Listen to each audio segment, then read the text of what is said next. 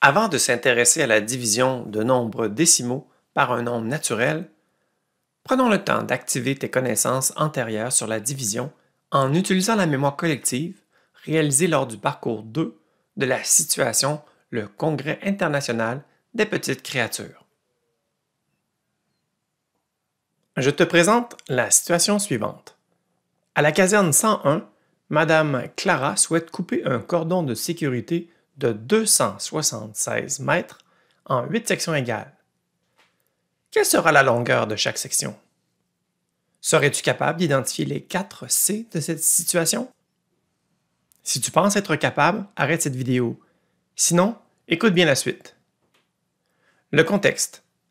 C'est le cordon de sécurité à couper en 8 sections égales.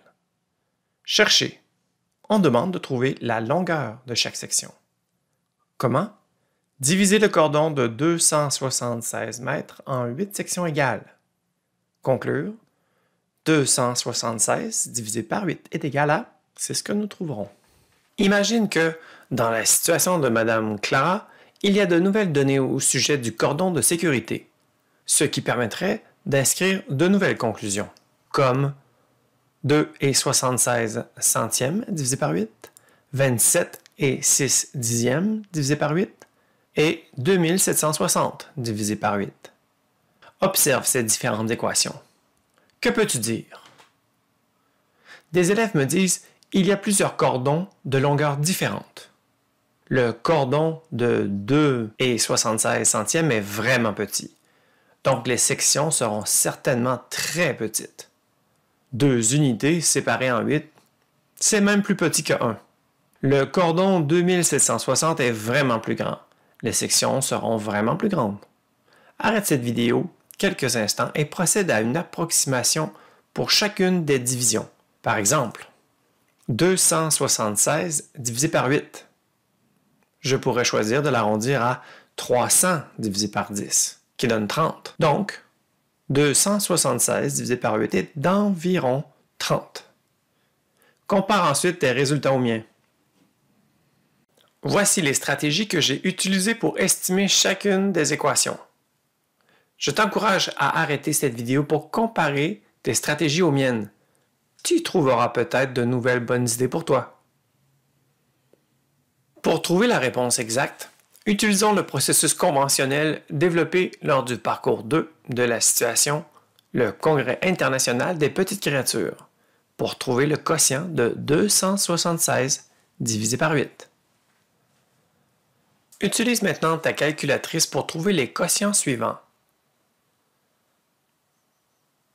Que remarques-tu? Un élève me dit « Les mêmes chiffres forment les nombres, mais leur valeur est vraiment différente. » Par exemple, le chiffre 5 dans ce nombre vaut 5 millièmes. Ici, il vaut 5 centièmes. Et dans le dernier, il vaut 5 unités. On peut aussi observer que le chiffre qui occupe la position des unités n'est pas le même. Les chiffres 0, 3 et 5 occupent la position des unités. Je te propose maintenant d'utiliser le matériel en base 10 pour représenter cette division. 1 entier et 2 dixièmes divisé par 5. Je t'invite d'abord à faire une approximation du résultat. Arrête cette vidéo et prends quelques instants pour inscrire ton approximation sur une feuille. Compare ensuite ton résultat avec celui d'un autre élève. Un élève dit « Je sais que 1 divisé par 5, c'est certainement plus petit que 1, mais je n'arrive pas à faire une approximation. » Et toi, as-tu réussi? Ça peut sembler plus difficile, mais voici la proposition d'un élève. Si on transforme cette unité en 10 dixièmes, il sera alors plus facile à partager. «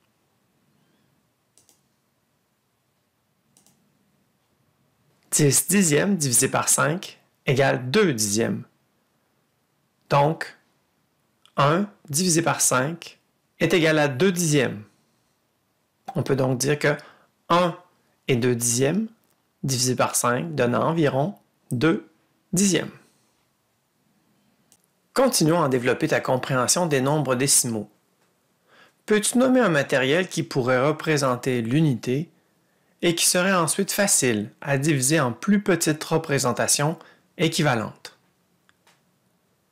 Un élève suggère d'utiliser la plaque de 100 pour représenter les unités des nombres décimaux. Si la plaque de 100 ou le grand carré représente l'unité, comment représenter le dixième? Je te laisse réfléchir.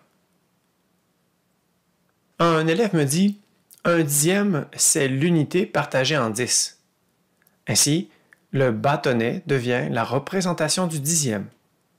Et comment pourrait-on alors représenter le centième? Un autre élève me dit que le centième, c'est le dixième partagé en 10 ou l'unité partagée en 100.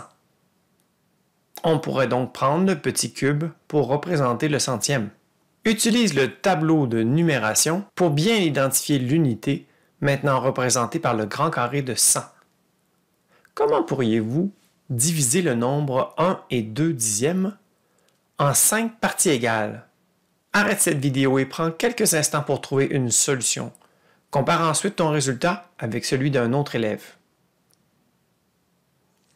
Un élève suggère de transformer l'unité en dixièmes. Répartis ensuite également les 10 dixièmes ainsi obtenus et les 2 dixièmes en 5 groupes.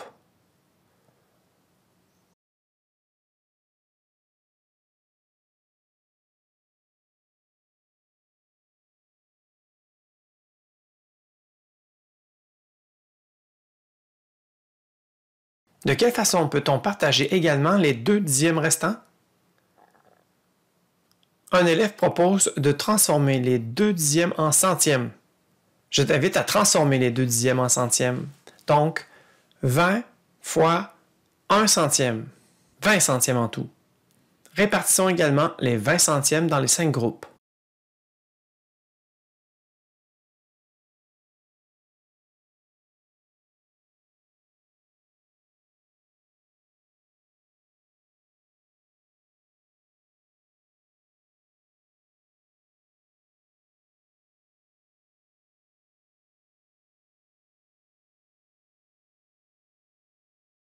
En conclusion, nous obtenons 1 et 2 dixièmes divisé par 5 est égal à 24 centièmes, soit 2 dixièmes et 4 centièmes dans chaque groupe.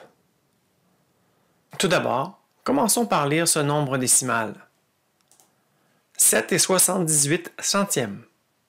Par la suite, je t'invite à arrêter cette vidéo et prendre quelques instants pour représenter ce nombre avec du matériel en base 10 ou des dessins. Enfin, propose une approximation du résultat. Tu pourras ensuite comparer ton résultat au mien. De quelle façon pourrait-on diviser ce nombre en 2 parties égales? Un élève propose de diviser les 7 unités en 2, puis les 78 centièmes en 2. As-tu une autre stratégie? Je te rappelle que le grand carré a été désigné pour représenter l'unité.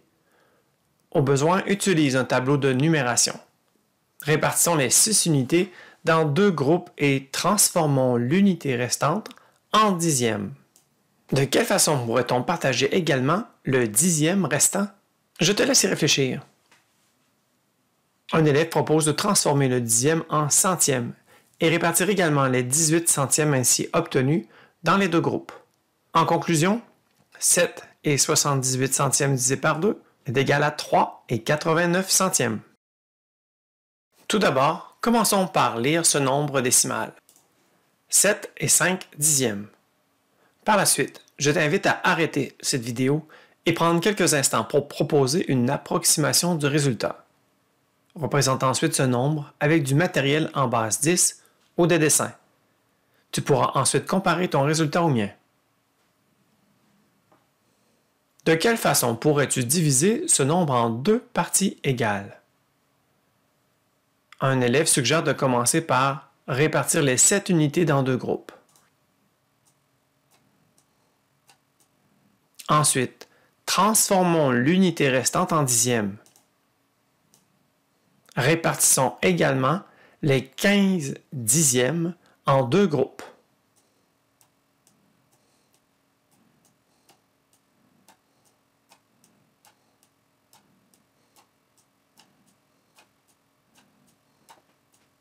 Sept dixièmes dans chaque groupe. Transformons le dixième restant en centièmes. Répartissons également les 10 centièmes dans les deux groupes.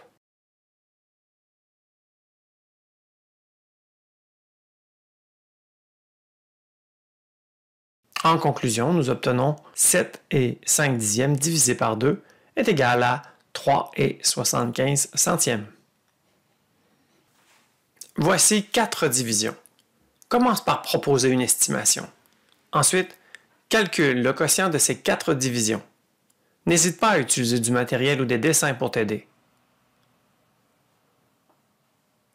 Dans la dernière division, 7 et 11 centièmes divisé par 5, tu constateras que le matériel utilisé ne permet pas de transformer le centième restant en millième.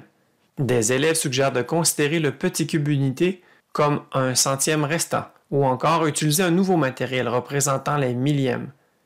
N'oublie pas que notre système de numération étant en base 10, nous devons donc transformer le centième restant en 10 millièmes, puis répartir également ces 10 millièmes en deux groupes. Terminons ce centre avec un exemple ayant un grand nombre aux dividendes, 364 et 2 dixièmes, divisé par 4. Arrête cette vidéo et prends quelques instants pour trouver une solution. Fais d'abord une approximation du résultat. Tu pourras ensuite comparer ton résultat au mien. J'ai choisi de transformer 3 centaines en 30 dizaines, auxquelles j'ajoute les 6 autres dizaines. 36 dizaines divisé en 4 me donne 9 dizaines. 4 unités divisées en 4 me donne 1 unité. J'ai finalement transformé les 2 dixièmes en 20 centièmes. 20 centièmes divisé en 4 donne 5 centièmes. Réponse, 364 et 2 dixièmes divisé par 4 donne 91 et 5 centièmes. En route vers le processus conventionnel. Utilisons le matériel en base 10 pour trouver le quotient de 27 et 6 dixièmes divisé par 8 et peut-être découvrir une façon de laisser des traces symboliques lors d'une division. Les connaissances développées dans les activités précédentes seront mises à profit pour diviser en utilisant un processus plus conventionnel. Faisons tout d'abord une approximation du résultat pour avoir un ordre de grandeur pour la réponse. 26 et 6 dixièmes divisé par 8 peut être remplacé par 27 divisé par 9, qui donne 3. Donc, 27 et 6 dixièmes divisé par 8 donnera environ 3. Observe avec attention les étapes suivantes pour bien comprendre le passage entre la représentation en dessin et la division avec un processus conventionnel. Étape 1. Représentation du nombre 27 et 6 dixièmes en dessin. J'attire ton attention sur les différentes représentations des dizaines, unités, dixièmes et centièmes. Étape 2. La division des 27 unités en 8 parts égales correspond à 3 unités par part. Étape 3. La division des 36 dixièmes en 8 parts correspond à 4 dixièmes par part. Étape 4. La division des 40 centièmes en 8 parts correspond à 5 centièmes par part. Quel est le résultat obtenu? Le quotient de cette division est égal à 3 entiers et 45 centièmes. Est-ce que ce résultat se rapproche de l'approximation de départ?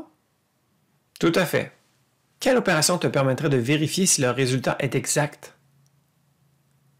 Un élève dit que la multiplication, qui est l'opération inverse de la division, permet de valider le quotient trouvé. 3 et 45 centièmes fois 8 est bien égal à 27 et 6 dixièmes. Je te propose de calculer mentalement le quotient de la prochaine division en te basant sur la division précédente. Premièrement, quelle serait l'approximation du résultat de 2 et 76 centièmes divisé par 8 Si l'approximation trouvée dans la première division était de 3, je te laisse y réfléchir. Un élève me dit que l'approximation sera plus petite que 1 car il faut diviser 2 en 8 parties égales. Un autre précise que l'approximation sera un nombre 10 fois plus petit que la première approximation, car ce nombre à diviser, 2,76 centièmes, est 10 fois plus petit que le nombre divisé dans la première division, 27 et 4 dixièmes. Qu'en penses-tu? L'approximation pourrait donc être d'environ 3 dixièmes. Cette division, 2,76 centièmes divisé par 8, a donc comme résultat un nombre 10 fois plus petit que dans la division précédente, ce qui correspond à 345 millièmes. Ce résultat est proche de l'approximation proposée qui est de 3 dixièmes. Quelle opération te permettrait de vérifier si le résultat est exact? Un élève dit que la multiplication, qui est l'opération inverse de la division, permet de valider le quotient trouvé. 345 millièmes fois 8 donne bien 2,76 centièmes. Après quelques manipulations, tu développeras des images mentales te permettant d'utiliser le processus conventionnel de la division avec efficacité.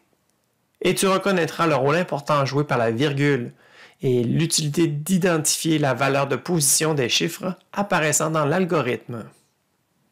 Dans le prochain centre, tu es invité à éteindre le feu avec un coéquipier. Le but du jeu est d'éteindre le feu en alignant 4 jetons de la même couleur à l'horizontale, à la verticale ou en diagonale sur la feuille support planche de jeu. Tu dois choisir une division et trouver le quotient. Ton coéquipier doit valider la réponse en effectuant le calcul à l'aide de la calculatrice. Si le quotient validé par le coéquipier est bon, tu places un jeton de ta couleur, bleu ou blanc, sur la division effectuée. Si la réponse est erronée, tu ne peux pas placer de jeton et tu dois attendre au prochain tour. Je te rappelle que le matériel en base 10 et le tableau de numération sont disponibles sur les feuilles support. Bonne mission!